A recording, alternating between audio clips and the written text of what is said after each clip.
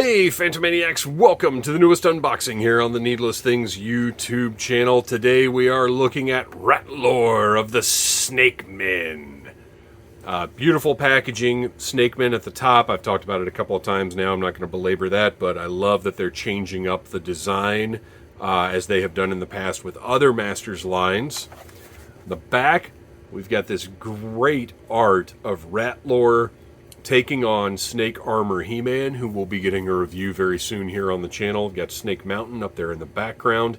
And this is, as I noted with the Cobra Khan review, this is international carding. So we are missing some of the elements that I've enjoyed so much on the packaging of this line, like the little blurb here, the description of the interaction of the parts. We do still have the cross-sell. And we're also missing the modern posing retro play burst on here. So, interesting differences, but let's open it up and take a look at the figure, which is of course going to be the same. The mini comic, not so much, as I discovered with Cobra Khan, because apparently the international mini comics have no words printed inside.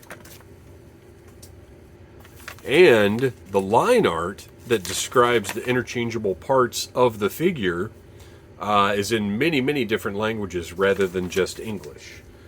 Big Bad Toy Store sent me international carded versions. They sent me an email asking if that was okay, and I said yes, because you guys know all I care about is the figure, really, at the end of the day. He has got a lot. Oh, he rattles like crazy. Okay. He's got a lot of plastic tabs securing him in place because he is a larger, thicker figure. So he just needs more of these things to keep him from just flying off of that card back, I guess. I haven't mentioned it in a very long time, but these are great. You can get them at any craft store, and they just give a... You know, they've got a shorter blade, you've got a little more control over the cut, and then that spring just, I don't know, these are just better than scissors to me. It was worth the, you know, whatever I paid for them, $7 or $8. Oh man, lots of accessories packed into the tray rather than being in a little plastic bag behind the figure, as has been the case in the past. So we've got some cool parts to take a look at here. This is cracking me up. He is literally like a baby rattle. Which the original Rattlor had that feature, but if I'm remembering right, it was not as pronounced. It was not as pronounced as that. And you really had to kind of work to hear it. So I always like to stand these guys up.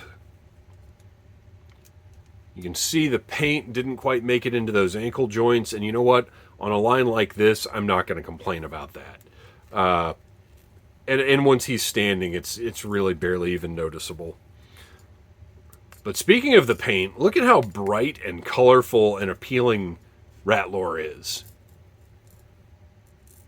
Minimal deco on the back, which is fine because that's how the original figure was.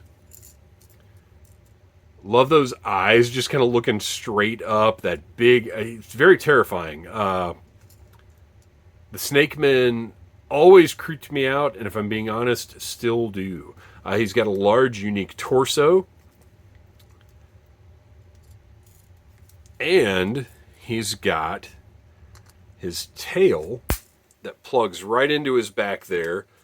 And this is... So I'm a little torn about this because this is very much like his tail in the original figure, but it also is kind of just cheap looking. I'll be honest and say I think Mattel could have done this a little more nicely, and if it had to make him a deluxe figure, so be it. I mean, they made Grizzlor a deluxe figure because I guess in this day and age that fur just wasn't gonna fly, so to speak, at retail. So I wouldn't have minded Rattlor being a deluxe figure as well to give him a little bit nicer tail than this just flap of plastic that they've got. I don't hate it, but also because of the way it's made, it's going to keep him from standing up super well. Like, he's going to require a little extra effort because it's not completely just floppy. All right, the great thing that they did with this Rattlor is they gave us a neck extension piece. Now, this is not classic, so the paint is not like super deluxe paint. We don't get the red on the back here, but that's not a problem with me, or for me. My question to you is, should the neck have been red instead of yellow? And I don't know how I feel. Because obviously from the front, that looks pretty good. And you've got the red here, but I mean, again, this is meant to recreate the aesthetics of a vintage toy with maximum articulation for the style. So, like, there are going to be things like this that are fine, because that's what we're kind of going for here. And I know that kind of goes against me complaining about the tail, but I feel like the tail is kind of, they could have done a little better there. The neck, red or yellow, what do you guys think? What should they have done? Or did they do the right thing? Let me know in the comments. I think from the front like that, the yellow's good. But unlike my Classics Rattlor, I think I'm going to display this guy without his neck extended. Because it is, I appreciate that it has the feature, but it is kind of an eyesore that way. I think I'm just going to leave him like this. And then, of course, he comes with the Snakeman staff.